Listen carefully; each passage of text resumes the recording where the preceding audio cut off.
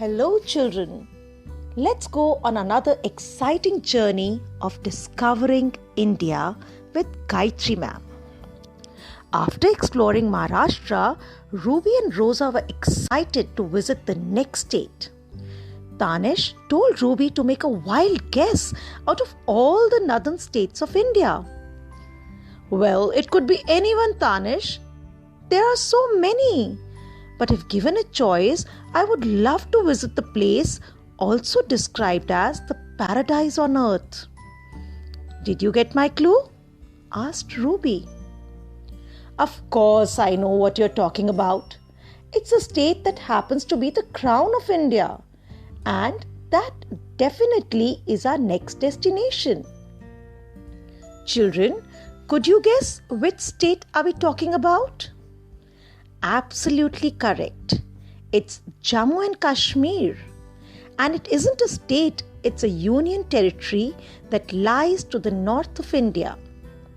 A flight from Mumbai's Chhatrapati Shivaji International Airport to Jammu took less than 3 hours. In the flight, Diya, Tanish, Ruby and Rosa discussed the beauty of Kashmir. Children, are you aware that the Union Territory of Jammu and Kashmir shares its borders with Pakistan towards the west and Ladakh towards the northeast? Towards the south lie two Indian states of Punjab and Himachal Pradesh. And you would be surprised to know that Jammu and Kashmir is the only Union Territory of India that has two capitals. Yes, you heard it right. Srinagar is the capital of Jammu and Kashmir during the summer months. And as in winters, working in Srinagar becomes challenging due to snow, the capital shifts to Jammu so that the affairs of the state can function smoothly. So Jammu is the winter capital of the state. At the Satwari airport, Renuka and Shiv were eagerly waiting for all the 4 children. Greeting them, Renuka said, Agar firdoz barue zami ast, haminasto, haminasto, haminast. It's a Farsi couplet, explained Shiv, which means, if there is a paradise on earth, it is this, it is this, it is this. With a brief stopover at Jammu, they had to proceed to Srinagar. So without wasting any time, they set out on their tour. Jammu is famous for its temples. Ruby and Rosa had heard a lot about the Vaishno Devi shrine from their parents.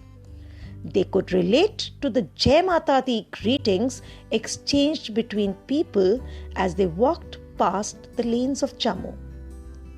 Had they got enough time, they would have never missed this opportunity to visit Vaishno Devi. At lunch, they relished their favorite Indian dish of Rajma Chawal. Renuka and Shiv briefed them a little more about the state and told them about a few more shrines that were visited by the pilgrims from around the world, the most famous being the Amarnath. It is one of the holiest shrines dedicated to Lord Shiva and is 5,000 years old. Did you know, Ruby, Kashmir is a valley bound by the Himalayas and it's quite famous for its lakes and gardens.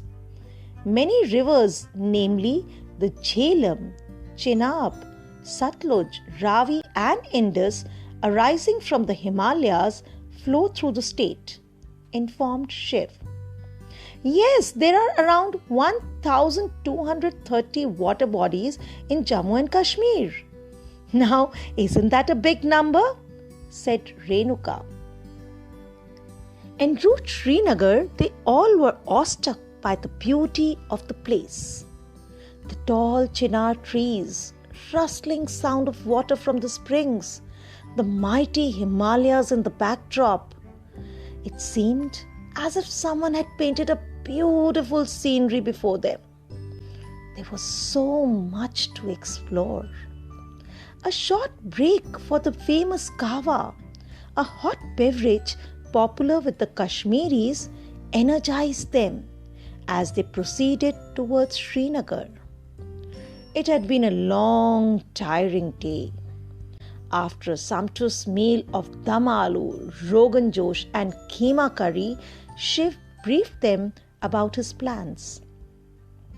Next morning, all the children trekked till they reached the beautiful heavenly Dal Lake, also known as the jewel in the crown of Kashmir. A ride in the shikara, the thin wooden boat, was quite relaxing. In the lake, they were surprised to see a floating post office and a vegetable and flower market. It was quite a new experience to them. Then they headed towards the famous Shalimar and Nishat Bagh. These terrace gardens with lined chinars, multi-hued flower beds and tranquil ambience have remained one of the most sought-after locations in Kashmir. Ruby and Rosa both must have clicked more than 100 pictures. They were totally spellbound. They both were equally fascinated by the traditional dress worn by most of the women, the Firan. So they bought it for themselves as well and then headed towards Gulmarg. Gulmarg, the meadow of flowers, is one of the Asia's premier hill resorts. It is home to one of the highest golf courses in the world. Here something very special was awaiting them. Yes, it was a cable car ride. Traveling in the Gulmarg gondola, as it is popularly known as, was quite a thrilling experience. The ride gave them a bird's eye view of the beautiful region. With the sun setting, their trip too was coming to an end.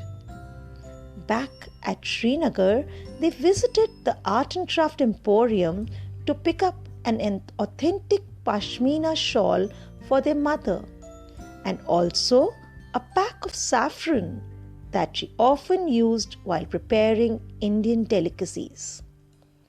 Renuka and Shiv helped them with their shopping by fluently speaking to the shopkeepers in Kashmiri and Dogri, the two most widely spoken languages in Kashmir.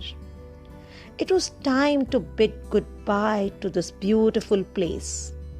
Diya, Tanish, Ruby and Rosa wished they could spend some more time, but there was a lot more awaiting them. Children, I'm sure you too enjoyed listening all about this wonderful place.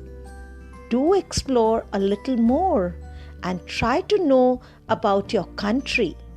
I'm sure it will make you feel proud to be an Indian. Bye for now.